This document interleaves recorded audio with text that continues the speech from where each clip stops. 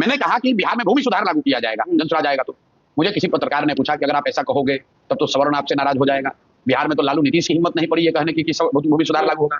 मैं डंके की चोट पर कह रहा हूं कि भूमि सुधार लागू होगा। क्यों होगा? क्योंकि जब मैंने इसका अध्ययन किया, देखा कि बिहार में 60% लोग लैंडलेस हैं, पूरे देश में 38% लोग लैंडलेस हैं। वो बिहार हो रहा है और लोगों ने कहा सवर्ण नाराज होगा। क्यों नाराज होगा? इन्हीं सवर्णों ने भूदान आंदोलन में विनोबा भावे को लाखों एकड़ जमीन दिया कि भाई जो भूमिहीन है उनको जमीन दे दी जाए। लेकिन वो लाखों एकड़ जमीन कहां गया? चूंकि भूमि सुधार के दिशा में कोई प्रयास नहीं हुआ तो वो जमीन सब एक तरीके से कागजों में, फाइलों में गायब हो गए। अगर भूमि सुधार होगा तो उससे लैंड प्रोडक्टिविटी बढ़ेगी, लैंड ओनरशिप क्लियर होगा, और जो लैंड ओनर है उनको भी फायदा होगा, और जो लैंड ओनर नहीं है, लैंडलेस, हमको जमीन मिलेगी भी। क्योंकि अभी बिहार में 1/3 से ज्यादा जमीन का जो ओनरशिप है वो डिस्प्यूटेड है, और डिस्प्यूट किसके साथ है? वो सरकार के साथ है।